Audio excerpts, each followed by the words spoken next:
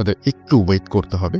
তার আগে আমি শুরু করছি আজকের একটা ঘটনা দিয়ে, যেটা ইমেইল, এবং সেই ইমেইলটি পড়ার পরেই আমি ছবিগুলো আপলোড করব। তো আগে আমরা মন দিয়ে ইমেইলটা শুনি, তারপরে ফেসবুকে যাব। ওকে। তো আমার ইমেইল যেটা আমি দেখতে পাচ্ছি, এটা পাঠিয়েছেন আমাদেরই একজন লিসেনার, এবং তিনি তার মতন করে লিখেছেন। আমিও তার মতন করেই পড়ার চেষ্টা করছি, আশা করছি আপনাদের ভালো লাগবে। যেভাবে লিখছেন সেভাবেই পড়ছি।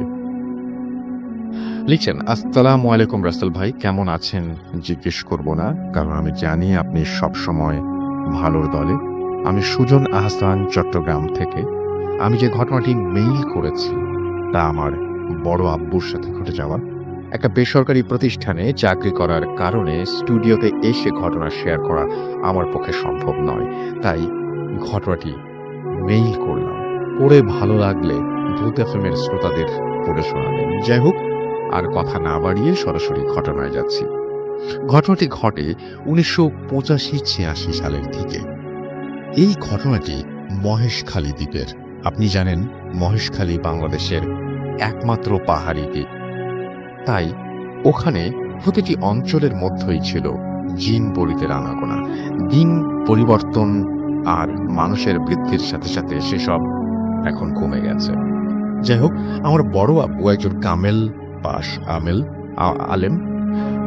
তিনি মহেশখালী দ্বীপের শাপলাপুর সরকারি প্রাথমিক বিদ্যালয়ের শিক্ষক ছিলেন। তৎকালীন সময়ে ওই এলাকায় অত বেশি শিক্ষিত লোক ছিল না, ফলে সেখানকার লোক শিক্ষিত আর হুজুরদের খুবই সমীহ করতেন। বড় আব্বু শিক্ষকতার পাশাপাশি হাল চাষও করতেন। আপনি হয়তো জানেন, মহেশখালী দ্বীপকে চকরিয়া থেকে পৃথক করেছে কুহেলিয়া নদী, আর বড় আব্বু এই কুহেলিয়া নদীর তীর ঘেঁষা উপকূলেই চাষ করতেন। ফলে নদীর চরে কেওড়া বন ওনার ক্ষেতের চেয়ে খুব একটা বেশি দূরে নয়। একদিন আসরের সময় তিনি ধান ক্ষেত দেখতে যান।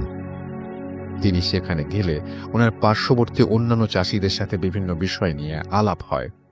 কুহেলিয়া নদীর পানি লবণাক্ত হওয়ায় ধান ক্ষেতের পানি শুকিয়ে গেলে সেচ পাম্প দিয়ে পানি তুলে ধান খেতে দিতে হতো। বড় আব্বু যখন ধান ক্ষেত দেখে চলে আসবেন, তখন পাশের একজন চাষি ওনাকে সেচ পাম্পের পানি লাইন কোন দিক দিয়ে দিতে জিজ্ঞাসা করলেন। তিনি বললেন, পানির লাইন আমরা জমির দিক দিয়ে দেন, আমি মাগরিবের পরে এসে আপনার জমির দিকে ফিরিয়ে দেব। লোকটি তাই করে এবং পরের বিষয়ই চলে আসে। বড় আব্বু মসজিদে এসে নামাজ পড়ে বাসায় চলে আসেন। তিনি মনে মনে চিন্তা করছিলেন, সারা রাত ওনার জমিতে পানি চললে জমি পানিতে পূর্ণ হবে। ভোরবেলা এসে পানির লাইন ওই লোকটার জমির দিকে ফিরিয়ে দিলে লোকে টেরই পাবে না। লোকটি যখন জমিতে আসবে ততক্ষণে জমিতে পানি পূর্ণ হয়ে যাবে। তিনি বাসায় এসে এশার নামাজ পড়ে খাওয়া দাওয়া সেরে ঘুমিয়ে পড়েন। ঘুমানোর আগে মনে মনে মাথায় সেট করে রাখেন যে ওনাকে ভোরে আজানের আগে উঠে জমির দিকে যেতে হবে, জমিতে গিয়ে পানির লাইন ফিরিয়ে দিতে হবে। যথারীতি উনি ঘুমিয়ে যান। ওনার ভাষ্য মতে ঘুমানোর কয়েক ঘন্টার মধ্যেই ওনার ঘুম ভেঙে যায়, কিন্তু উনি ভেবেছিলেন ফজরের আজানের সময় বোধহয় হয়ে এসেছে, তাই তাড়াহুড়ো করে ঘুম থেকে জেগে ঘড়ির কাঁটার দিকে না তাকিয়ে যাত্রা শুরু করেন। তখন সবে মাত্র রাত 12টা হবে। যাওয়ার পথে বাজার অতিক্রম করে যেতে হয়। তিনি যাওয়ার সময় লক্ষ্য করেন বাজারে মজুর শ্রেণীর অনেকে এখনো তাস খেলছে। তিনি তাদেরকে ফজরের আগ পর্যন্ত রাত জেগে তাস খেলার জন্য ধমকও দেন। তারা বড় আব্বুকে দেখে ফজর নাকি তখন রাত 12টা তার হিসেব না করে দ্রুত তাস লুকাতে ব্যস্ত হয়ে পড়েন এবং বলেন যে, হুজুর এখনই চলে যাচ্ছি। বড় আব্বু যথারীতি ধানের জমিতে গিয়ে হাজির হন। তিনি দেখেন জমিতে পানি পরিপূর্ণ হয়েছে। তিনি পানির লাইন ফিরিয়ে দেন। তিনি চলে আসবেন এই মুহূর্তে পার্শ্ববর্তী কুহেলিয়া নদীতে কেউ একজন মাছ ধরার জন্য জাল ফেলার শব্দ, মানে ফেলছে এরকম শব্দ তিনি পান। তিনি ভাবলেন কোনো জেলে হয়তো মাছ ধরছে। কে মাছ ধরছে জানতে চাইলে সেখান থেকে বিকৃত কণ্ঠে উত্তর আসে, আমি। কিন্তু পরক্ষণেই দুইটি মহিষ লড়াই হচ্ছে এরকম শব্দ তিনি শুনতে পান। জেরিকোতে শব্দ আসছে সেদিকে লক্ষ্য করেন। পূর্ণিমার আলোতে স্পষ্ট দেখতে পেলেন এই মহিষের সাইজ সাধারণ মহিষের চেয়ে বহুগুণ আলাদা। কিছুক্ষণ আগে যে জেলে জাল ফেলার শব্দ শুনতে পান তাও শোনা যাচ্ছে না। তিনি এবার বুঝতে পারলেন কার সাথে কিছু একটা ঘটতে চলেছে। প্রসঙ্গত বলে রাখি, বড় আব্বু ঝাড়ফুঁকের কাজ করতেন, ফলে জিন জাতি সম্পর্কে ওনার ভালো ধারণা ছিল। তাছাড়া যে জায়গায় তিনি চাষ করছেন সেই জায়গায় দিনের বেলায়ও ভয় পেয়ে অনেকে মারা গেছে এমন রেকর্ড আছে, যা ওনার অজানা নয়। ফলে তিনি মানসিকভাবে প্রস্তুতি নেন, কপালে আজ যা আছে তাই হবে ভেবে নিয়ে আস্তে আস্তে পেছনের দিকে হাঁটতে শুরু করেন এবং দোয়া দরুদ পাঠ করা শুরু করেন। এক সময় পেছনে হাঁটতে হাঁটতে হঠাৎ ধানের আইলে পা লেগে যায়। তিনি লক্ষ্য করেন যে জায়গায় তিনি পড়ে গেছেন তার দুই পাশেই ইঁদুরের মাটির ঢিবি। তিনি সেখানে বসে পড়েন। তিনি সেই ইঁদুরের মাটি আর বড় আব্বুর চারপাশে ইঁদুরের মাটি নিয়ে দোয়া পড়ে ফু দিয়ে চারপাশে চিরাতে থাকেন। এমত অবস্থায় মহিষ দুটি একে অপরকে দৌড়াচ্ছে এবং তা একে অপরে দৌড়াচ্ছে এবং তা বড় আব্বুর চারপাশে কেন্দ্র করে। তিনি খেয়াল করেন যতটুকু দূর পর্যন্ত দোয়া পাঠের ফু দিয়ে মাটি ফেলা হয়েছে তার পাশ দিয়েই মহিষগুলো দৌড়াচ্ছে। ভয়ে বড় আব্বুর মুখ দিয়ে দোয়াও আসছে না। অনেক সময় তার জিহ্বা আটকে যাচ্ছে, আবার কোনো কোনো সময় দোয়াও ভুলে যাচ্ছেন। ভুল শুদ্ধ যাই হোক না কেন তিনি সমানে দোয়া পাঠ করছেন আর ফোঁ দিয়ে চারপাশে ছিটাচ্ছেন। এরপর কিছুক্ষণ চলার পর মহিষ দুটি একে অপরকে দৌড়িয়ে দিগন্ত শূন্য হয়ে যায়, অর্থাৎ একে অপরকে তাড়া করে দিগন্ত শূন্য হয়ে যায়। অতঃপর বড় আব্বু বাসায় ফেরার জন্য উঠতে চেয়েও উঠতে পারলেন না। ওনার পা অবশ হয়ে গেছে, তাই তিনি যেখানে বসেছিলেন সেখানেই বসে রইলেন আর মনে মনে আল্লাহর নাম জপতে লাগলেন। একটু পরে মাছ ধরার শব্দ শুনতে পেলেন। সেদিক থেকে ৬-৭ জন বাচ্চা মেয়ের কান্না শুনতে পান, যেদিক থেকে মাছ ধরার শব্দ তিনি শুনতে পেয়েছিলেন। তিনি স্বভাবতই বাচ্চাদের প্রতি একটু আগ্রহী, বাচ্চাদের খুবই আদর করতেন। বাচ্চা মেয়ের কান্না শুনে ওনার অন্তর কেঁপে উঠল। ওনার পা অবশ থাকার কারণে আর কিছু একটা ঘটে যাওয়া ঘটনার কারণে ওইদিকে যাওয়ার সাহস তিনি করতে পারলেন না। এটা কি আসলেই বাচ্চার কান্না নাকি সেই মহিষ জোড়া বুঝতে পারছেন না। এত কিছু চিন্তার মাঝেও তিনি কিন্তু দোয়া পাঠ বন্ধ করেননি। কিছুক্ষণ পর পর দোয়া পড়ে ইঁদুরের মাটি চিটাচ্ছেন। একটু পরে কান্না থেমে যায়। তিনি এবার ভাবছেন, কান্না থামলো কেন?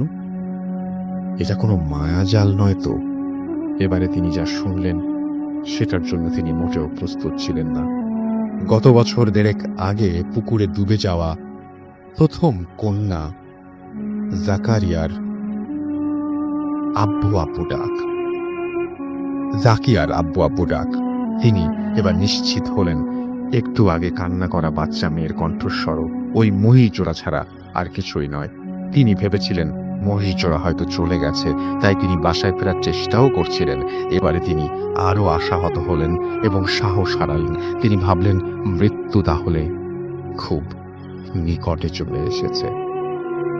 তিনি দোয়া পাঠ আর ইঁদুরের মাটি ছিটানো চালিয়ে যেতে লাগলেন। এভাবে কতক্ষণ সময় গিয়েছে তিনি বলতে পারবেন না। দূরের মসজিদ থেকে ফজরের আজানের সুর ভেসে এলো। সবকিছু নিস্তব্ধ হয়ে যায়, নীরব হয়ে যায়। আজানের পরে তিনি সাহস ফিরে পান এবং আস্তে আস্তে বাড়ির দিকে দোয়া পাঠরত অবস্থায় চলে আসেন। বাসায় এলে ওনার প্রচন্ড জ্বর আসে। পরে ওনার চেয়েও দক্ষ একজন আলেমকে দিয়ে ওনাকে ঝাড়ফুঁক করানো হয়, কিছু তদবির দেওয়া হয়। এর কিছুদিন পরে উনি সুস্থ হয়ে ওঠেন। এই ছিল ঘটনা। ভালো লাগলে শোনাবেন।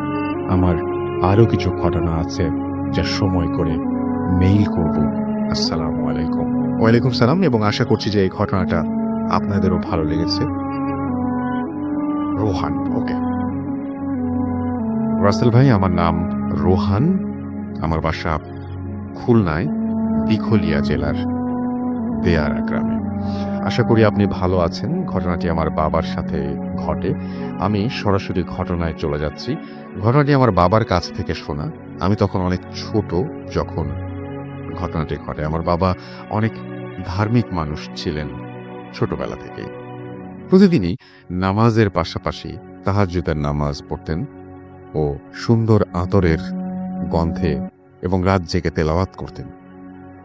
একদিন বাবা কোরআন তেলাওয়াত করছেন, হঠাৎ তিনি অনুভব করেন পুরো রুমটা সুন্দর আতরের গন্ধে ভরে গেছে। আতরের গন্ধটা অনেক তীব্র হচ্ছে ধীরে ধীরে। হঠাৎ করে কারেন্ট চলে যায়। বাবা মোম জ্বালিয়ে তেলাওয়াতে মগ্ন ছিলেন। তিনি তখন দরজা খুলে যাবার শব্দ পান এবং পেছনে ফিরে দেখতে পান সাদা কাপড় পরে একটি মেয়ে আসছে এবং অনেক সুন্দর দেখতে বাবার ভাষ্য মতে। মেয়েটি জায়নামাজের পাশে বসে এবং বাবাকে বলে, আপনার কণ্ঠস্বর অনেক সুন্দর। মেয়েটিকে দেখে বাবা অত্যন্ত ভয় পান এবং তিনি দৌড়ে পাশের রুমে গিয়ে আমার দাদির কাছে এসে অজ্ঞান হয়ে যান। সেদিন রাতে বাবা আর নামাজ পড়েন না, দাদির পাশেই ঘুমিয়ে রাত পার করেন। এরপর থেকে বাবা যেদিনই কোরআন তেলাওয়াত করতেন সেদিনই মেয়েটি আসতো। ফলে বাবা অনেক ভয় পেতেন, যার ফলে দাদি বাবাকে এক হুজুরের কাছে নিয়ে যান। হুজুরের কাছে জিন ছিল। হুজুর জিনের মাধ্যমে জানতে পারেন যে মেয়েটি আসতো সে পরি সম্প্রদায়ের ছিল। সে বাবাকে পছন্দ করত, বাবার কোরআন তেলাওয়াত অনেক পছন্দ করত সে, কিন্তু সে আবার কোনো ক্ষতি করত না। হুজুর দাদিকে বলল বাবাকে বিয়ে করিয়ে দিতে। যেই ভাবা সেই কাজ, বাবাকে বিয়ে দিয়ে দেওয়া হলো। বিয়ের পরে কাহিনীটা ভিন্ন ছিল। আমাদের ঘরে একটা মাটির বড় কাঁঠাল টাইপের মাটির ব্যাংক ছিল। প্রায়ই হতো কি, ব্যাংকে পয়সা ফেলার শব্দ হতো। এতে বাবা একটু চিন্তিত হলেন। এমনকি বিছানার নিচে থেকেও কুটকুট কুটকুট শব্দ, যার ফলে বাবা বিছানা থেকে নেমে বিছানার নিচে কি আছে সেটা দেখার জন্য চেক করলেন। তিনি বিছানার নিচে উঁকি দিয়ে দেখতে পেলেন একটা মেয়ে বসে আছে, বাবার দিকে তাকিয়ে আছে এবং হাতে একটি সাপ রয়েছে। সেটি দেখা মাত্র বাবা অনেক ভয় পেয়ে যান। একটি মেয়ে বিছানার নিচে, হাতে একটি সাপ, এবং মেয়েটির সাপ বাবার গায়ে ছুঁড়ে মারে। এই সাপটি বাবার হাতে কামড় দেয়। পরবর্তীতে বাবার পুরো শরীর নীল হয়ে যায় এবং ওঝা গাকিয়ে সেই সাপের বিষ নামানো হয়। ওঝা বাবাকে একটা তাবিজ দেয়। এরপরে তেমন আর কিছু হয়নি অনেকদিন। বাবা তার শ্বশুর বাড়ি বেড়াতে যান। কিছুদিন পর সেখানে গিয়ে একদিন পুকুরে গোসল করতে গিয়ে বাবা হাতের তাবিজটি হারিয়ে ফেলেন। বাসায় এসে তিনি লক্ষ্য করেন যে তার তাবিজ হারিয়ে গেছে। সেদিন রাতে বাবা রাতের খাবার শেষে যখন শুয়েছিলেন তখন হালকা তন্দ্রা এসেছে। তিনি লক্ষ্য করলেন একটা বোরকা পরা মহিলা বাবার একদম মুখের ওপর শূন্যে ভেসে আছে। এটা দেখা মাত্রই মহিলাটি বাবার গলা চেপে ধরেন এবং বাবা গোঙাচ্ছিলেন। এমন সময় আম্মুর ঘুম ভেঙে যায়। আম্মু বাবাকে ধাক্কা দিতেই সেটা গায়েব হয়ে যায়। পরের দিন উঠে নানিকে ব্যাপারটি জানানো হয়। নানি বাবাকে বলেন, তুমি মেয়েটি আসলে বলবে তোমার বউ আছে, সংসার আছে, তুমি তার সাথে যেতে চাও না, সে যেন চলে যায়। আমাদের নানির বাড়ি অনেক বড় বাগান ছিল। বাবা ওই দিন বিকেলে বাগানের দিকে যান। তখন ফলের মৌসুম ছিল। বাগানের দিকে গিয়ে ভেতরে অনেক দূর থেকে দেখতে পান সাদা কাপড় পরে একটা মেয়ে ভেসে ভেসে আসছে। বাবার কাছে এসে মেয়েটি বাবাকে বলে, আমি তোমাকে আমার দেশে নিয়ে যেতে চাই। তখন বাবা দাদি নানির বলা কথাগুলো মেয়েটিকে বলে যে তার সংসার আছে, তার স্ত্রী আছে, তাকে যেন ছেড়ে দেয়। যার ফলে মেয়েটি প্রচন্ড ক্ষিপ্ত হয়ে বাবাকে সজোরে আঘাত করে। সেখানে বাবা জ্ঞান হারিয়ে ফেলে। বাবাকে খুঁজে না পাওয়ায় মামারা বাগানে গিয়ে বাবাকে মাটিতে পড়ে থাকতে দেখে এবং ধরে নিয়ে আসে। ওই দিন বাবাকে নানি বাড়ির এলাকায় বড় এক হুজুরের কাছে নিয়ে যাওয়া হয়। হুজুর বাবাকে দেখে আসনে বসেন এবং বলেন, ওই মেয়েটি বাবাকে অনেক পছন্দ করে এবং বাবাকে নিয়ে যেতে চায়, যার কারণে বাবা যখন বিয়ে করেছে এটি জানতে পারে তখন সে নানাভাবে বাবাকে ক্ষতি করার চেষ্টা করতে থাকে। এমনকি সেদিন বিছানার নিচে সাপটি বাবার গায়ে ছুঁড়ে যে মেরেছিল, বাবাকে মেরে ফেলার জন্যই সেটি করেছিল। হুজুর বলল একটি তাবিজ এবং গোসল দিলে এটি থেকে রেহাই পাওয়া যাবে। এর জন্য সাতঘাটের পানি, গোলাপ জল, হুজুরের পানি পড়ে সবকিছু ঠিক করা হলো এবং প্রাণীর চামড়া দিয়ে তাবিজটি লিখে সেই তাবিজ ব্যবহার করতে দিলে পরবর্তীতে বাবা সেই জিনিসগুলো ব্যবহার করে এবং আস্তে আস্তে ঠিক হয়ে যায়। এরপরে একদিন বাবাকে স্বপ্নে দেখানো হয় সেই ব্যাংকটি ভাঙার জন্য। পরের দিন বাবা, আমি তখন যথেষ্ট বড় হয়েছিলাম, আমি, বাবা, আম্মু সবার সামনে ব্যাংকটি ভাঙতে থাকেন। ভাইয়া সেটা যখন ভাঙা হয় তখন অনেক পুরনো সময়ের কয়েন পাওয়া যায়, এমনকি অনেক জিনিস পাওয়া যায় যে আগে যেগুলো আমরা দেখিনি। পরে বাবা সেই জিনিসগুলো কোনো হুজুরকে দেখান না, সেগুলো নিজের কাছে রেখে দেন এবং এটাই ছিল ঘটনা। পছন্দ হলে পড়ে শোনাবেন। তো আমি ঘটনাটা লিখেছেন হচ্ছে মুনতাসির ফুয়াদ রোহান এবং খুলনা থেকে ঘটনাটি পাঠিয়েছেন। আমি এটাই বলতে চাচ্ছিলাম যে আমরা বিভিন্ন ধরনের ভয়ের ঘটনা বিভিন্ন জায়গায় শুনি, বিভিন্ন জায়গায় বিভিন্ন বই পড়ে জানি, কত বড় বড় লেখক লিখছেন এবং সেগুলো পড়ে আমরা আনন্দিত হচ্ছি, ভয় পাচ্ছি। আমাদের হলিউডে যে সমস্ত হরর ফিল্ম তৈরি হচ্ছে, আমরা বিভিন্ন জায়গায় যে সমস্ত ওয়েব সিরিজ দেখছি, সেগুলো দেখে আমরা ভয় পাচ্ছি এবং কত মেধা সম্পন্ন মানুষ তার পেছনে আছেন একটা ফিল্ম বানাতে। আর আমাদের এইখানে আমাদের বাংলা ভাষায়, আমাদের বাংলা সাহিত্যে ভয়ের গল্পের তো কোনো অভাব নেই, ভয়ের ঘটনারও কোনো অভাব নেই। এবং আমাদের বাঙালি একজন যে কোনো একটা জায়গায়, যে কোনো জায়গা থেকে, এটা তো খুলনা, রাজশাহী, ঢাকা, চট্টগ্রাম, রংপুর, বরিশাল বা সিলেট নয়, যে কোনো প্রত্যন্ত অঞ্চলেও একজন মানুষ তার ঘটনা লিখে পাঠিয়ে, খুব স্বাভাবিকভাবে লিখে পাঠিয়ে ভয় ধরে দিচ্ছেন। গত 9 বছর ধরে, 9 বছরের বেশি সময় ধরে আমরা এই ব্যাপারগুলো ঘটতে দেখেছি এবং আমি খুবই I am proud of you, আপনারা যারা ঘটনা পাঠান তাদের জন্য। এবং আমি সত্যিই খুবই গর্বিত যে আমার মনে হয় যে এই লেখাগুলো যদি আমার কাছে না আসতো আর আমি যদি পড়ে না শোনাতাম, অনেকে তো জানতেই পারতেন না যে প্রত্যেকটা মানুষের মধ্যে আশ্চর্য রকমের একটা ক্ষমতা আছে। প্রত্যেকটা মানুষ একজন স্টোরি টেলার, যিনি তার ঘটনাগুলোকে চমৎকারভাবে লিখে পাঠান এবং লিখতে পারেন। আজকের ঘটনাটি চিন্তা করে দেখুন যে আপনি অন্ধকার ঘরের মধ্যে হঠাৎ করে যদি আপনার এরকম হয় যে আপনি আপনার খাটের নিচ থেকে কোনো শব্দ শুনতে পাচ্ছেন এবং সেই শব্দ শুনে খুব আপনি আগ্রহ ভরে আপনি দেখতে গেলেন যে এই শব্দটার উৎস কি বা এই শব্দটা কোথা থেকে আসছে, কি হবে? আপনি তাকালেন এবং দেখলেন একটি মেয়েকে, যেই মেয়েটা কিনা একটা সাপ হাতে নিয়ে খাটের নিচে বসে আছে। চিন্তা করতে পারেন যে একটা মেয়ে সে খাটের নিচে সাপ হাতে নিয়ে বসে আছে এবং আপনি তাকে দেখা মাত্র সে আপনার গায়ে সাপটাকে ছুঁড়ে মারছে। এর চেয়ে ভয়ের দৃশ্য পৃথিবীতে আর কি হতে পারে? আমি এটা যখন পড়ি তখন খুব শিউরে উঠেছিলাম। বা তিনি তার পরে যে বর্ণনাটা দিয়েছেন যে একজন বোরখা পরা মানুষ, মহিলা, তার একদম মুখের সমান্তরালে সে মানুষ, এটা আমি যদিও শুনেছি, কিন্তু আমি এই দৃশ্যটা কল্পনাও করতে পারি না যে তিনি যেটা বলছেন যে সাপ হাতে একটা মেয়ে বিছানার নিচে বসে আছে। কি ভয়ঙ্কর দৃশ্য, তাই না? এটাই তো আমার মনে হয় যে এরকম ঘটনা আপনাদের কাছেও আছে এবং আমি বিশ্বাস করি যে যে কোনো সময়, যে কোনো মুহূর্তে আপনারা সেই ঘটনাগুলো আমাদের পাঠিয়ে দেবেন। আমাদের চারপাশে অনেক ঘটনা ঘটে, কোনটা সত্যি কোনটা মিথ্যা হয়তো আমরা বুঝি না, বা কোনটা আসলে ভয়ের, কোনটা ভয় পাওয়া উচিত, কোনটা ভয় পাওয়া উচিত না, সেটাও আমরা জানি না। বাট এরকম ঘটনা কিন্তু প্রতিনিয়তই আমাদের সাথে ঘটে চলেছে এবং ঘটছে এবং আগামীতেও ঘটবে। আশা করছি যে আপনি সেই ঘটনাগুলো আমাদের লিখে পাঠাবেন। এবং আমি আজকের ঘটনাটা পড়ে সত্যিই খুবই খুবই মুগ্ধ হয়েছি। আমার মনে থাকবে যে সাপ হাতে খাটের নিচে একটি মহিলা বা বাচ্চা, একটা মেয়ে বলেছে, সেই মেয়েটি বসে আছে। চমৎকার। তো চলুন আমরা পরবর্তী ঘটনায় যাব, তবে তার আগে আমি দেখবো যে আমাদের ফেসবুকে যারা লিখছেন, যেভাবে লিখেছেন আমি সেভাবে পড়ছি।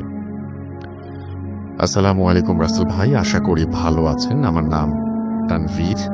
আমার কিছু সমস্যার কারণে আপনাদের স্টুডিওতে আসা সম্ভব নয়, তাই ঘটনাটি লিখে পাঠালাম। যদি ভালো লাগে পড়ে শোনাবেন, না পড়লেও কোনো আক্ষেপ থাকবে না।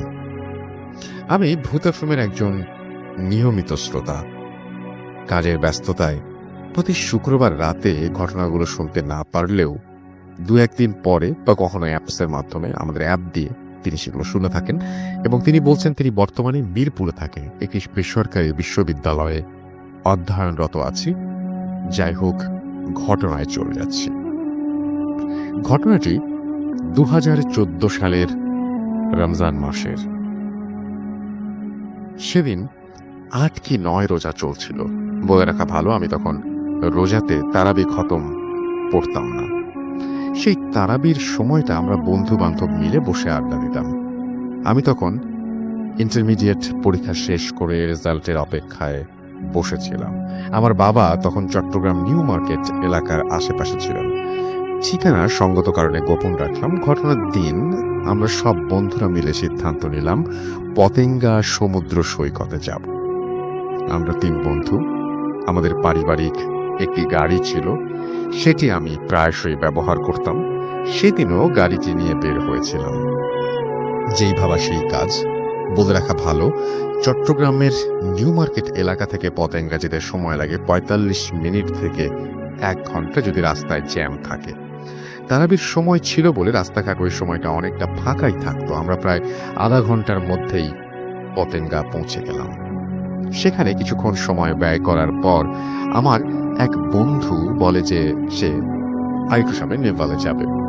যারা চিটাগং থাকেন বা চট্টগ্রাম থাকেন তারা চিনবেন। সেখানে কাঁকড়ার ভুনা, পেঁয়াজু অনেক বিখ্যাত। ওখানেই যেত সবাই খাবার জন্য। আমরাও গেলাম। খাওয়া দাওয়া শেষ করে গল্প গুজব করতে করতে আমাদের প্রায় রাত 10টার কাছাকাছি বেজে যায়। এখানে উল্লেখ করা ভালো যে ওই সময়টা পতেঙ্গার যে রাস্তাটা ছিল সেটি এখনকার মতো উন্নত ছিল না। সন্ধ্যার পরে অনেকটা বাস চলাচল কমে যেত, অনেক শুনশান হয়ে যেত এবং জায়গাটির অনেক বদনামও রয়েছে। এখানে প্রায় কিছুদিন পরপরই বিভিন্ন অজ্ঞাতনামার লাশ পাওয়া যেত। এখন পতেঙ্গা সমুদ্র সৈকতকে উন্নত করা হয়েছে এবং তখনকার সময় তেমনটা ছিল না। কাঠঘর থেকে পতেঙ্গা সমুদ্র সৈকত পর্যন্ত যে রাস্তাটি ছিল সেখানে একটি লাইট পর্যন্ত ছিল না। নিজস্ব পরিবহন ছাড়া সেদিকটায় সন্ধ্যার পরে কেউ তেমন যেত না। যাই হোক, ঘটনায় ফিরে আসি। আমরা 10টা 10 অথবা 10টা 15 দিকে রওনা দিই। আমি ড্রাইভ করছিলাম।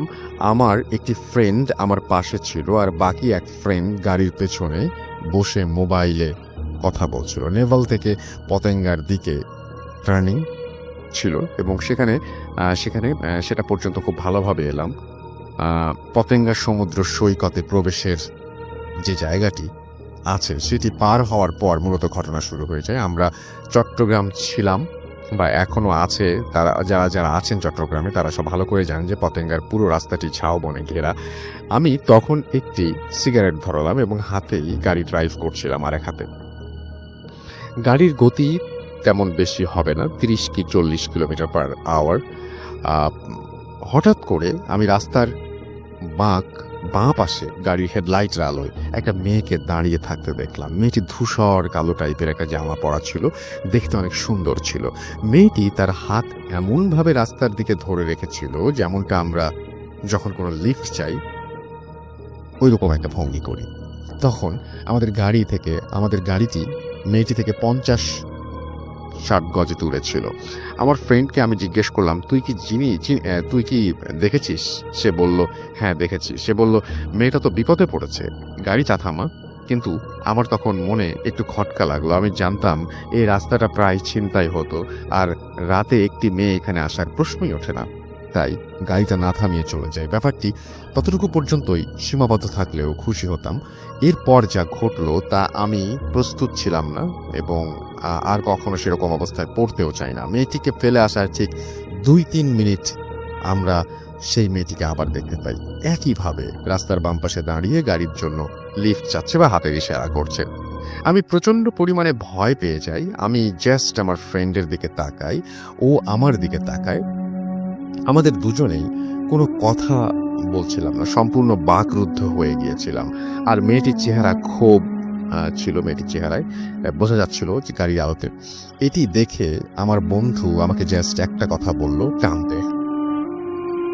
আমি গাড়ির গতি অনেক বেশি বাড়িয়ে দিলাম, 60 থেকে 70-এর ওপরে চলে গিয়েছিল। কিন্তু আমাদের গাড়ি অতটা মনে হচ্ছিল না। মনে হচ্ছিল আমাদের গাড়িটা অনেক আস্তে যাচ্ছে। আমি খুব জোরে এক্সেলেটরে পা দিই এবং আমাদের গাড়ির গতি বাড়ছিল না। ততক্ষণে আমাদের পেছনের বন্ধুটি বলে উঠলো, কি সমস্যা? বলে রাখা ভালো, আমাদের পেছনের বন্ধু ঘটনার কিছুই দেখেনি, কারণ সে মোবাইল ফোনে কথা বলায় ব্যস্ত ছিল। ঠিক মিনিট 5 পরে আমরা আবারও সামনে মেয়েটিকে দেখতে পাই, ঠিক একইভাবে দাঁড়িয়ে আছে। আমরা কি করব বুঝে উঠতে পারছিলাম না। আমি গাড়িটি খুব জোরে চালানোর চেষ্টা করছিলাম, কিন্তু গাড়ির গতি কেন জানি বাড়ছিলই না। মনে হচ্ছিল গাড়ির ওপর কিছু একটা চেপে বসেছে, যার ওজন কারণে গাড়িটি সামনের দিকে এগোতে পারছে না। সচরাচর আমরা যারা প্রাইভেট কার চালাই তারা ভালো করে জানি গাড়ির ওয়েট এবং একটা মানুষ বসলে বা দুটি মানুষ বসলে গাড়িতে কি ধরনের ওজন হতে পারে সেটি আমাদের সবারই ধারণা আছে। আমাদের যে ফিলিংসটা হচ্ছিল, মনে হচ্ছিল যে আমাদের গাড়িতে 10-12 জন মানুষ বসে আছে, গাড়িটি প্রচন্ড ভার। আমি মনে মনে আল্লাহকে ডাকতে থাকি এবং তখন আমার কোনো সূরা মুখে আসছিল না। আমি জাস্ট আল্লাহ আল্লাহ করতে করতে গাড়িটা চালাতে থাকি। আমার ফ্রেন্ডের অবস্থা আরো খারাপ। সে বড় বড় চোখ করে বসে থাকে আর শক্ত করে আমার হাত চেপে ধরে থাকে। আমি সেখান থেকে কিভাবে 2 নাম্বার নেভি কলোনি পর্যন্ত এসেছি আমি নিজেও বলতে পারবো না। আমি 2 নাম্বার নেভি কলোনির গেট থেকে দেখে সজোরে গাড়ি 2 নাম্বার নেভি কলোনির ভেতরে ঢুকে দিই এবং আমার গাড়ির ব্যালেন্স ধরে রাখতে পারি না এবং একটি গাছের সাথে আমার গাড়ির সামনের অংশটি বাড়ি খায়। আমি জাস্ট গাড়ির দরজা খুলে বের হয়ে দাঁড়াই এবং সাথে সাথে আমি জ্ঞান হারাই। এরপরে আর কিছু মনে নেই। চোখ খুলে দেখি আমি হসপিটালে। আমার আব্বু আম্মু বসে আছে সবাই উৎকণ্ঠা নিয়ে। আমার একজন মামা ছিল, সে 2 নাম্বার নেভি কলোনিতে থাকতো। তিনিও ছিলেন সেখানে, তাকেও দেখলাম পাশে। পরে আমার আব্বু আমাকে জিজ্ঞেস করেছিলেন যে কি হয়েছে, আমি এখানে কিভাবে এসেছি। তখন আমি ঘটনাটি আব্বুর কাছে গোপন করে বলি যে এক ফ্রেন্ড অসুস্থ ছিল বলে তাকে দেখতে এসেছিলাম, কিন্তু আব্বু আমার ঘটনাটি বিশ্বাস করলো না। পরে বাধ্য হয়ে পুরো ঘটনাটি আমি সবাইকে বললাম। আমার পেছনে বসে থাকা বন্ধুটিও আমার কাছে দাঁড়িয়েছিল। আমি তখন জিজ্ঞেস করলাম ফয়সাল কোথায়? পরে বলল সে অন্য একটি রুমে আছে, সেও নাকি জ্ঞান হারিয়ে ফেলেছিল এবং তার মাথা ফেটে গিয়েছিল ধাক্কায়। পরে সেখানে বিকাল পর্যন্ত থাকার পর আমার আব্বু আমাকে বাসায় নিয়ে আসে এবং গাড়িটি ওখানে রাখা হয়, যেহেতু এটা অ্যাক্সিডেন্ট করা হয়েছিল সেই গাড়িটি। এবং আমার বাবা গাড়িটির দায়িত্ব নিয়েছিল, যেহেতু ওদের ওখানে গাড়ি দুর্ঘটনাগ্রস্ত হয়, কারণ এখানে কিছু ফর্মালিটিস ছিল। আমি বাসায় আসার ঠিক একদিন পর ফয়সাল আমার বাসায় আসে। সে আমাকে একটি পেপার দেখায়। পেপারটি সে ড্রয়িং রুমের টেবিলের উপরে পায়, কয়েকদিন আগের পেপার। আমি বলি এটা কি? এই পেপারে একটি কোণায় গিয়ে আমি একটা ছবিতে আমার চোখ আটকে যায়। দেখি যে ছবি, সেই রাতে মেয়েটিকে দেখেছিলাম, সেই মেয়েটি লাশ সেখানে পড়ে আছে এবং পতেঙ্গা সমুদ্র সৈকতের মুখেই। এবং পুলিশ সেই অজ্ঞাতনামা লাশের পরিচয় বের করার জন্য পত্রিকায় ছবি দেওয়া হয়েছে। এরপর পত্রিকার তারিখের দিকে তাকাই, তারিখটা দেখে চোখ আটকে যায়। কিন্তু ঘটনাটি আমাদের সাথে ঘটেছিল 2 দিন আগে, 4 দিন আগে সেই ছবিটি ছিল এবং বুকটা আমার কেঁপে ওঠে। আমরা দুজন একজন দিকে তাকাই, তার মানে আমরা যখন মেয়েটিকে আমাদের গাড়ির সামনে দেখেছি এর আগে মেয়েটির মৃত্যু হয়েছিল। এরপর 1 সপ্তাহ আমার শরীর খুব খারাপ ছিল, আমি শারীরিকভাবে অনেক দুর্বল হয়ে পড়েছিলাম। মনে কষ্ট লাগছিল যে হয়তো মেয়েটি আমাদের কাছে সাহায্য চাচ্ছিল, কিছু বলতে চাচ্ছিল, কিন্তু সঙ্গত কারণে আমরা গাড়ি থামাইনি। সে হয়তো বলতে চেয়েছিল যে তার সাথে কি হয়েছে। এরপর থেকে আমি রাতে গাড়ি চালানো কমিয়ে দিই এবং বিশ্বাস করুন আমি যতবারই রাতের বেলা গাড়ি নিয়ে বের হতাম আমার ঠিক মনে একটা ভয় কাজ করতো, আজকেও যদি এমন কিছু দেখে ফেলি। আসলে এই ধরনের ঘটনাগুলো অনেকের কাছে মিথ্যা মনে হয়, আবার অনেকের কাছে হাস্যকর, কিন্তু একটা কথাই বলবো, যার সাথে হয় সেই শুধু বুঝে এসবের মুখোমুখি হওয়া কতটা বিপজ্জনক এবং তা মানুষকে কতটা মানসিকভাবে বিপর্যস্ত করতে পারে। কারণ এই ঘটনাটি হওয়ার পরে আমি প্রায় 1 সপ্তাহ ঘুমাতে পারিনি। আমার চোখ বন্ধ করলে শুধু সেই দৃশ্য আমার সামনে ভেসে উঠত। তবে আমার ঘটনাটি 100% সত্যি, কারণ এটি আমার নিজের সাথে হয়েছে, তাই এর সত্যতা আমি একমাত্র আমিই জানি। আমার পাশের সিটে বসে থাকা বন্ধুটি জানে। আমার সেই বন্ধুটি এখন সুইডেনে থাকে। তার সাথে কথা হলে মাঝে মাঝে সে আমাকে এই ঘটনাটির কথা বলে এবং সে বলে এখনো নাকি সেই দৃশ্য ভেবে ভয় পায়। যেই পেপারটি আমরা ছবি দেখেছিলাম সেই পেপারটি আমি রেখে দিয়েছিলাম নিজের কাছে, কিন্তু যখন ঢাকা শিফট হই তখন পেপারটি আমি হারিয়ে ফেলি। আর কখনো দেখিনি পেপারটি। এই ছিল আমার ঘটনা। যদি ভালো লাগে পড়ে শোনাবেন। ভূত এফএমের জন্য অনেক শুভকামনা রইল। এভাবেই সামনের দিকে এগিয়ে যাক সেই দোয়া করি। ইমেলটি সেই দোয়ার করেই শেষ করছি। এই বলে তিনি তার ইমেইলটি শেষ করেছেন। এরপরে তিনি তার মিরপুরের অ্যাড্রেস দিয়েছেন। থ্যাংক ইউ ভেরি মাচ এই ঘটনাটা পাঠানোর জন্য, এবং আশা করছি যে ঘটনাটা আপনাদের কাছেও ভালো লেগেছে। যেভাবে লিখছেন, হ্যালো রাসেল ভাই, আশা করি ভালো আছেন। আমি অনেক দিন থেকে ভূত এফএম শুনি। কিছুদিন আগে 2011-র একটা এপিসোড শুনলাম। নোটিস করলাম যে আপনার ভয়েসে অনেক চেঞ্জ আছে। ইটস ন্যাচারাল, এবং চেঞ্জ সবার মধ্যে আসে, সেটা তিনি জানিয়েছেন। এবং তিনি বলেছেন যে what if you already know about the changes waiting for you, yeah something like this. এরপরেই উনি ওনার লাইফের ঘটনাটি শেয়ার করেছেন। তিনি বলছেন যে আমি সায়ানিন এখন টরন্টোর একটি জায়গায় তিনি আছেন, এবং তিনি বলছেন অনেক ভাবলাম যে এই সিক্রেটটা শেয়ার করব না, কারণ এটা ভূত এফএমের কোনো স্টোরি না। অলওয়েজ এইসব আমার সাথে শুরু হয়, এইসব আমার সাথে শুরু হয় 2015 থেকে। এটা খুব ছোট্ট একটা ঘটনা। আমার অরিজিনাল বাড়ি নারায়ণগঞ্জ হলেও আমি আমার নানার বাড়ি ময়মনসিংহেই বড় হয়েছি।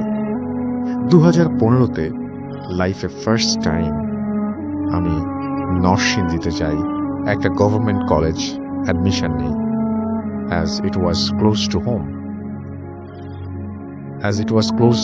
আচ্ছা, তারপরে তিনি বলছেন যে ওইখানে আমার পরিচয় একটা ছেলের সাথে। আমি যা যা লিখেছেন আমি সেইভাবেই কিন্তু পড়ছি, কোনো কিছু আলাদাভাবে না পড়ার চেষ্টা করছি আমি। উনি যেভাবে লিখেছেন ওইখানে আমার পরিচয়, মানে যেহেতু পুরো ইংলিশে লেখা, তো আমার একটু মাঝে মাঝে ইংরেজি, উনি যেভাবে ইংরেজি লিখেছেন সেভাবে পড়বো, মাঝে মাঝে চেষ্টা করবো আপনাদের বাংলা করে দেওয়ার। ওইখানে আমার পরিচয় একটা ছেলের সাথে। সাপোজ ধরুন যে তিনি হচ্ছে আমার, মানে তার তিনি বলছেন যে এক্স এরকম কিছু একটা, এবং তিনি তার নামটা তারপরে লিখেছেন এবং তিনি সেই নামটা অমিট করতে বলেছেন। তার সাথে দেখা হবার পর আমরা একটা সম্পর্কে জড়াই, আর স্টোরি শুরু হয় এইখানেই।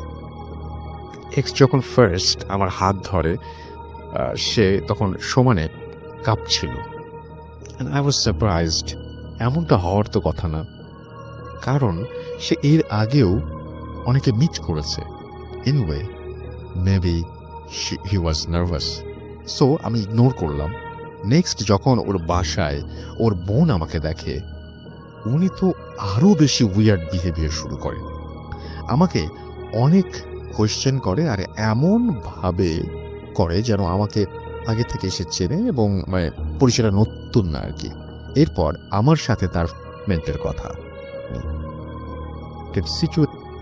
আমরা চিলেকোঠার একটা ঘরে থাকতাম।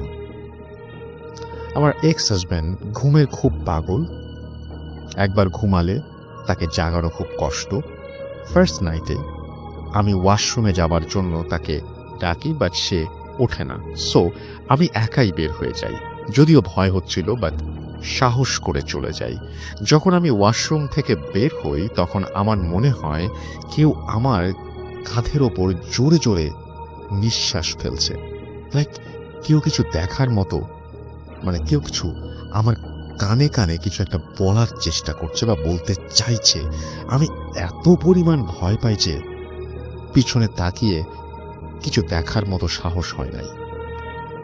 দৌড়ে আমি ঘরে যাই আর ঘামতে থাকি। তারপর জানি না কখন ঘুমিয়ে পড়ি। তার 1 উইক পর আবার দুপুরে আজানের আগে আমি ছাদে ছিলাম। তখন আমি ছাদ থেকে দেখি একজন ফকির আমাদের বাসার গেটের সামনে দাঁড়িয়ে। আমাকে চেনে বা আমার জন্য এসেছে। আমাদের বাসার মাত্র দুই তলা বিশিষ্ট, এবং আমি ক্লিয়ারলি দেখলাম যে সেই লোকটা আমার চোখের সামনে বাতাসে মিলিয়ে গেল। 2-3 সেকেন্ডের পর আজান হলো আর আমার মোহটা কাটলো। Trust me, I was so scared. এটা বুঝতেই পারছি কিছু একটা মানে অস্বাভাবিক কিছু একটা ঘটছে, এবং আমি আমার এক্স হাজব্যান্ডের সাথে সেটা ডিসকাস করলাম। সারপ্রাইজিংলি সে এটাকে খুব হালকাভাবে নিল, এবং আমি আমি দেখতে পেলাম যে সে আমাকে মিথ্যা বলছিল। আমি খুব টেনশনে পড়ে যাই, ভাবলাম আমার আম্মুকে বলবো, বাট আমি খুব ভয় পাচ্ছিলাম এটা ভেবে যে সে হয়তো আমাকে বিশ্বাস করবে না। 1 মাস হয়ে যায় আমাদের বিয়ের। এই 30 দিনে মেবি 4-5 বার মাত্র বা 4-5 দিন কিছু হয়নি। বাকি 25 দিনই আমার সাথে কিছু না কিছু হয়েছে, আমি কিছু না কিছু এক্সপিরিয়েন্স করেছি। যেমন আমার অ্যাক্সেসরিজ, মানে যা কিছু আছে, জিনিসপত্র যা কিছু, এগুলো সবকিছু এক জায়গায় রাখলে আর এক জায়গায় চলে যায়। আমি ম্যাক্সিমাম সময় অসুস্থ থাকি। রাতে রুমে হাঁটার নয়েজ পাই, এবং মাঝরাতে কারো খুব মৃদু ডাকে আমার ঘুম ভেঙে যায়, ইত্যাদি ইত্যাদি। 1 মাস পর ফার্স্ট বড় কিছু হয়। এবারও ওয়াশরুমে যে আমি আমার এক্সকে ডাকি যাবার জন্য, বাট সে এবার উঠে যায়, আমার সাথে বের হয়। ও ছাদের একটা কর্নারে দাঁড়ানো ছিল। আমি ওয়াশরুম থেকে বের হয়ে ওর কাছে যাই। কেন জানি ভয় লাগছিল না। ও আমাকে বলে we should get a baby. আমি ওকে ওর কাছাকাছি যাই। সাডেনলি আমার মাঝে একটা চেঞ্জ আসে। আমি বুঝতে পারি যে ও জোরে জোরে আমার ঘাড়ের উপরে নিঃশ্বাস ফেলছে, এবং মানে ঠিক সেই রকমটা যেটা আমি ফার্স্ট নাইটে বাথরুমের মধ্যে ফিল করেছিলাম। তার বডিটা আমার কাছে খুব কোল্ড মনে হয়। আমি তার ফেসের দিকে দেখি, অনেস্টলি আমি আমার লাইফে আর এমন ভয় পাইনি। এবং সে আমার হাজবেন্ড না, সে আমার হাজবেন্ড ছিল না। ইট ওয়াজ বিগ হিউজ ব্ল্যাক স্নেক। আমি তার দিকে দেখার সাথে সাথেই সে যেন আমার দিকে ফনা তোলে, বড় করে মুখ খুলে সাউন্ড করতে থাকে, মনে হয় যেন আমাকে ধমক দিল। আমি ভয়ে চোখ বুজে জোরে চিৎকার করতে থাকি। দেন কাউকে আমার হাজবেন্ডের রুম থেকে বের হয়ে আমার সামলানোর ট্রাই করে, বাট আমি তখন কাউকে ট্রাস্ট করতে পারছিলাম না। ও আমাকে রুমে নিয়ে যায় আর আমার মাথায় পানি দেয়। নিচে থেকে আমার মাদার ইন ল আসেন আর আমার হাতে পায়ে তেল মাসাজ করতে থাকেন। কোনো রকমে সকাল হয়। সকালে আমি ওর হাজব্যান্ডকে সব বলি। এইবার সে একটু সিরিয়াস ছিল, আর একটা হুজুরের কাছে আমাকে নিয়ে যাওয়া হলো। হুজুর 3 দিন টাইম নেন এবং আমাকে এক টুকরো পেপার দিয়ে ঘুমানোর আগে বুকে রেখে ঘুমাতে বলেন। বাট আমার সিকনেস আরও বাড়তে থাকে। বমি আর অ্যাবডোমিনাল পেইন বেড়েই যাচ্ছে। Then we went to a doctor and get to know that I was pregnant, which was মানে খুবই সারপ্রাইজিং ছিল। এটা হওয়ার কথা না। আমি অবাক আর ভয় আর টেনশনে স্তব্ধ হয়ে যাই।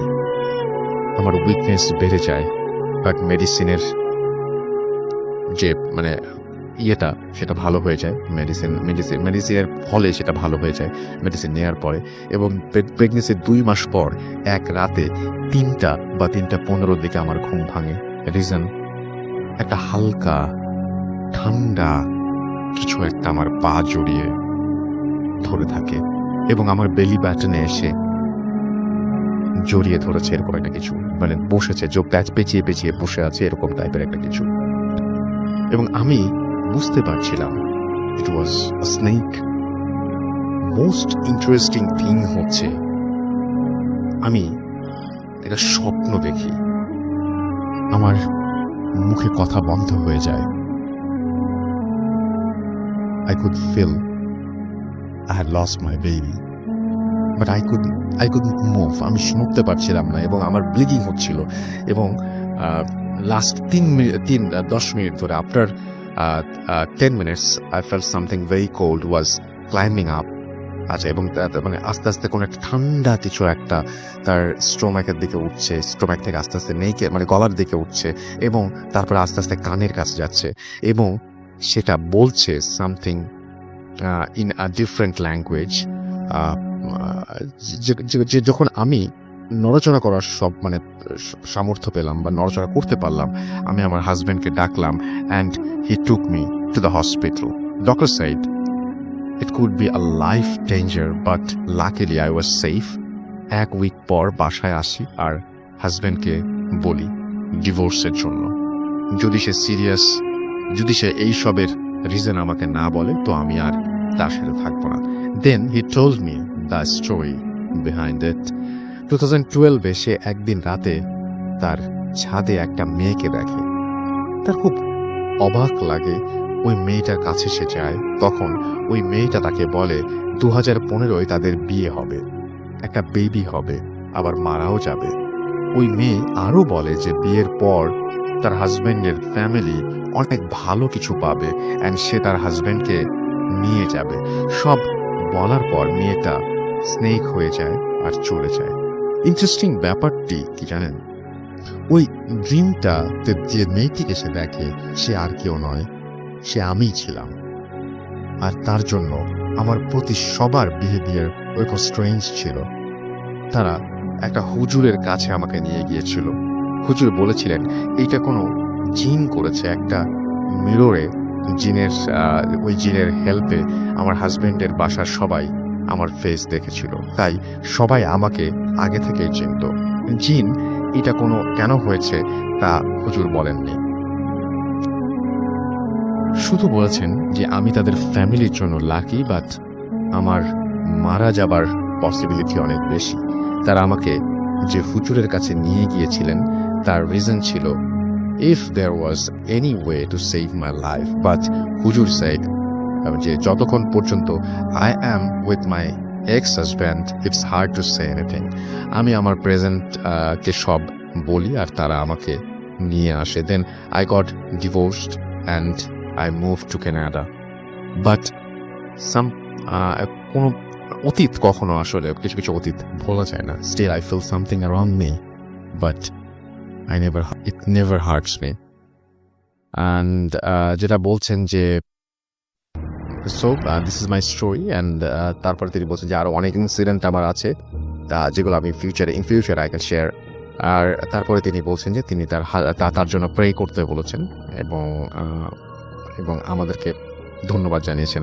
Thank you very much. আমি আপনার ঘটনাটা পড়লাম, একটু থেমে থেমে পড়তে হলো যেহেতু ইংরেজিতে লেখা ছিল, বাট ঘটনাটা এত সুন্দর, মানে আমি সুন্দর বলছি কিন্তু আপনার লাইফে অনেক বড় একটা চেঞ্জ নিয়ে এসছে। এটা আপনার জন্য খুব খারাপ লাগছিল যখন পড়ছিলাম সেই মুহূর্তে, এবং আমার সত্যিই খুব কষ্ট হচ্ছিল যখন আপনার ব্যাপারগুলো জানছিলাম। একটা বাচ্চাকে হারানো এটা অনেক কষ্টের ব্যাপার, এবং তার চেয়েও কষ্টের ব্যাপার যে একটা ঘটনা সারা জীবন মানে এরকম একটা ভয় আতঙ্ক আপনি বলছেন যে এখন আপনি ফিল করতে পারেন এটা বয়ে নিয়ে বেড়ানো। তবে আমি বলবো যে এটা যে কারো লাইফেই এরকম যদি একটা ঘটনা আমার চোখের সামনে, আমি কি আশ্চর্যজনক ব্যাপার যে উনি বলছেন যে ওনার এক্স হাজব্যান্ড ছাদে একজন মানুষকে দেখেছিলেন, আমি পেছন থেকে শুরু করি, এবং একটি মেয়েকে, যেই মেয়ে তার সঙ্গে বলেন জানিয়ে দেন, আগে থেকে জানিয়ে দেন। এটা এমন কিছু না যে হ্যালুসিনেট করেছেন, কারণ যা বলেছে 3 বছর পরে তাই হয়েছে যে 2015-এ বিয়ে হবে, তারপর একটা বাচ্চা হবে, যে বাচ্চাটা মারা যাবে, সব কিছু মিলে যায়। এবং এই মেয়েটির সাথেই পরবর্তীতে দেখা হয় এবং দেখা হবার পরে বিয়ে হয়। সব কিছু খুব অদ্ভুত ব্যাপার, এবং এই জন্য বাড়ির মানুষজন খুব উইয়ার্ড বিহেভিয়ার করে।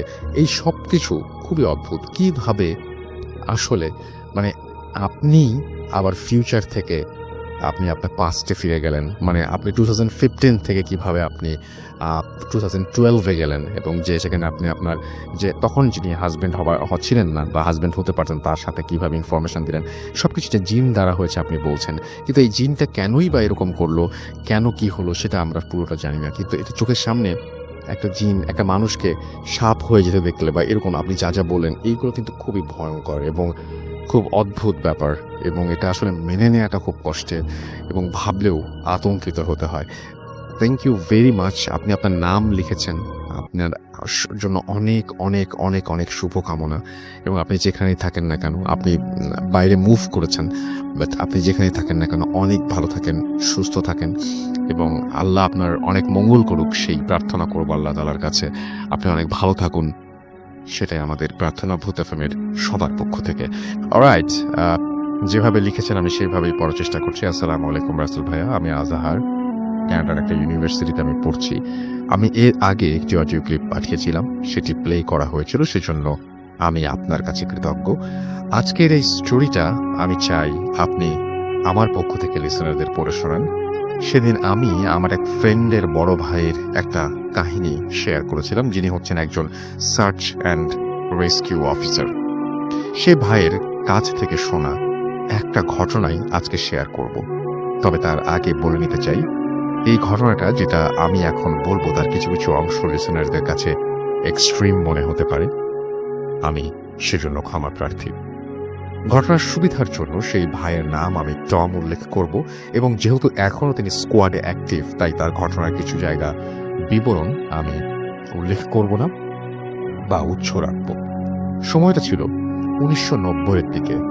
তিনি তখন ট্রেনিংয়ের জন্য আমেরিকায় ছিলেন এবং তার পোস্টিং ছিল নিউ জার্সিতে। সেখানে তাদের কাছে খবর আসে একটি কাপলকে 2 দিন ধরে খুঁজে পাওয়া যাচ্ছে না। তারা সে রাজ্যের একটি ঘন জঙ্গলে ট্রেকিং করতে গিয়েছিল। জায়গাটা কোথায় তা পুরোপুরি না বললেও এটুকু বলতে পারি, ধারণা করা হয় যে ইস্ট কোস্টের সবচেয়ে বড় রহস্য সেই জায়গায় লুকিয়ে আছে। আশা করি বুঝে নিতে পারবেন লিসনাররা। তো সেই দম্পতি ফিরে আসার সময় হওয়ার পরও যখন তাদের কোনো খবর পাওয়া যাচ্ছিল না, তখন সার্চ অ্যান্ড রেস্কিউ স্কোয়াডকে ডেকে পাঠানো হয়, এবং খবর পাওয়ার সাথে সাথে ওই দিন দুপুরবেলা তাদের খোঁজ শুরু হয়ে করে। নির্দিষ্ট ফরমেশনে তাদের খোঁজ শুরু করা হয়, 2টো দলে তাদের ভাগ করা হয়, তাদের উদ্ধার কাজ শুরু হয়ে যায়। এখানে বলে রাখা ভালো যে সেনাবাহিনী থেকে প্রশিক্ষণপ্রাপ্ত ট্র্যাকাররা সাধারণত হারিয়ে যাওয়া ব্যক্তিদের চিহ্ন খুঁজে বের করার দায়িত্বে থাকেন, এবং এই ধরনের ট্র্যাকার একজন করে 2টো দলই ছিল। খোঁজ শুরু হয় 2 ঘন্টার মধ্যেই তারা সেই দম্পতির পায়ের ছাপ খুঁজে পান। ট্র্যাকার এই জন্যই বিশেষভাবে তাদেরকে প্রশিক্ষণ দেওয়া হয়। যাই হোক, পায়ের ছাপ খুঁজে পাওয়ার পর তৎপরতা আরো বেড়ে যায়। দ্রুত ছাপ অনুসরণ করে তারা একটি ক্রিকের ধারে চলে আসে। ক্রিক মানে ছোট খালের মতো, এবং ক্রিকের ধারে একটি বড় পাথরের ওপর তাদের শেষ ছাপ পাওয়া যায়। কিন্তু আশেপাশে কোথাও সে দম্পতির কোনো চিহ্ন ছিল না। তারা যেন স্রেফ হাওয়ায় মিলিয়ে গেল। এই ধরনের ঘটনা ঘটা খুবই অস্বাভাবিক, কারণ একজন মানুষ যত সাবধানেই পা ফেলুক না কেন, তারা ফেলে যাওয়া কিছু চিহ্ন রেখে যায়। হয়তো পা লেগে নুড়ি পাথর আংশিক পিচ্ছিল হয়ে গেছে, অথবা গাছের একটা মোটা পাতা, ছোট পাতা মোড়ানো ইত্যাদি চিহ্ন থাকবেই। একজন ট্র্যাকার এইসব চিহ্নই দেখতে চান, কিন্তু সেখানে তেমন কিছু ছিল না। ট্র্যাকার দুজনই ভাষ্যমত তারা যেন গায়েব হয়ে গেছে। কি করবে বুঝতে না পেরে তারা বেসিক একটা প্যারামিটার ঠিক করে নেয় এবং আগের মতো 2 দলে ভাগ হয়ে খোঁজা শুরু করে। এদিকে রাতও ঘনিয়ে আসছিল, কিন্তু হারিয়ে যাওয়া দম্পতির কোনো সন্ধান নেই। ওই দিনের মতো খোঁজ বন্ধ করে একটা ক্যাম্প করা হয়, কিন্তু একটা দল তখনও খোঁজ চালিয়ে যেতে থাকে। সন্ধ্যার ঠিক আগে তারা গুহা মতো একটা জায়গায় একজন মেয়েকে খুঁজে পান। মেয়েটি হচ্ছে হারিয়ে যাওয়া একজন, তার নাম অ্যালেক্স, এটিও ছদ্মনাম। তাকে পাওয়ার পর প্রাথমিক চিকিৎসা দেওয়া হয়। শরীরে কোনো আঘাতের চিহ্ন ছিল না, কিন্তু বক্তার বক্তব্য অনুযায়ী তিনি এক্সপোজারে ছিলেন, যার কারণে অনেক ফ্লুইড হারিয়েছেন এবং শারীরিকভাবে দুর্বল। তাছাড়া তিনি ট্রমাতে ভুগছেন। সেই কারণেই তাকে প্রশ্ন করে কোনো উত্তর পাওয়া যাচ্ছিল না। রাত হয়ে যাওয়া এবং আবহাওয়া খারাপ থাকার কারণে অ্যালেক্সকে হসপিটালে পাঠানো ওই রাতে সম্ভব হয়নি। আর রাতের বেলা তার এই অবস্থা নিয়ে হেঁটে বের হওয়ারও সম্ভাবনা ছিল না। কিছুটা সুস্থ হওয়ার পর তাকে বারবার জিজ্ঞেস করেও তার পার্টনারদের কোনো খবর, তারা কোনো উত্তর পাচ্ছিল না। মেয়েটি যেন বোবা হয়ে গেছে পুরো। যাই হোক, তাকে এরপর বিশ্রাম নিতে বলা হয়। কিন্তু রাতে একটা অদ্ভুত ঘটনা ঘটে। ক্যাম্পের চারিদিক থেকে ক্রমাগত শুকনো কাশির শব্দ আসতে থাকে। টম বলেন, গলা শুনে আমরা বুঝতে পারছিলাম একজন মানুষই এই আওয়াজ করছে, কিন্তু আওয়াজটা আসছিল চারিদিক থেকে এবং প্রায় একই সময়ে, যা কোনো মানুষের পক্ষে করা অসম্ভব। শব্দটার উৎস বের করার জন্য অনেক চেষ্টা করা হয়, কিন্তু চারিপাশে নিকষ কালো আধার ছাড়া আর কিছুই দেখা গেল না। রাত যত বাড়তে লাগলো, শব্দের পরিমাণও বাড়তে লাগলো, কিন্তু অবাক করার বিষয় হচ্ছে কোনো পায়ের ছাপ পাওয়া যায়নি। হঠাৎ করে কাশির আওয়াজ পাওয়া যেত, অনেকক্ষণ চুপ। এইভাবে ওই বিভীষিকাময় রাতের শেষ হয়। সকালে উঠে কৌতূহল বশত সবাই ক্যাম্পের চারিদিকে চেক করে কিছু চিহ্নের জন্য, যার দ্বারা কাল রাতের ঘটনা কিছুটা ব্যাখ্যা পাওয়া যাবে, কিন্তু না, সেখানে তেমন উল্লেখযোগ্য কিছুই পাওয়া যায়নি। এরপর একটা খোলা মাঠে সবাই অ্যালেক্সের জন্য ডেকে পাঠানো হেলিকপ্টারের জন্য অপেক্ষা করছিল। এমন সময় হঠাৎ অ্যালেক্সা, টমের একজন কলিগ, তার নাম ছিল ডেরিক, তার কাছে যায়। ঠিক ওই সময় উদ্ধার পাওয়া প্রথমবারের জন্য অ্যালেক্সা কথা বলে। তখন তার হেলিকপ্টারও চলে এসেছে। অ্যালেক্সা বলে, তোমার ঘাড়ের কাছের ট্যাটুটা অনেক বিশ্রী। ও আমাকে বলেছে তোমাকে যেন এটা বলি, আর এটাও বলেছে যেন তুমি ট্যাটু আড়াল করে রাখো। তার ট্যাটু পছন্দ না। এটা শুনে ডেরিক চমকে ওঠেন, কারণ তিনি ট্যাটু সবসময় কাভার করে রাখেন স্কার্ফ দিয়ে, আর ট্যাটু ঘাড়ে অনেক নিচে করা হয়েছে। এমনিতে দেখা গেলেও টি শার্ট অনেক নিচে নামিয়ে দেখতে হয়। সে জায়গায় এই মেয়ে কিভাবে দেখল তা ঠিক তিনি ভেবে পাচ্ছিলেন না। কিন্তু তার আরো ভয়ঙ্কর কিছু শোনা তখনও বাকি ছিল।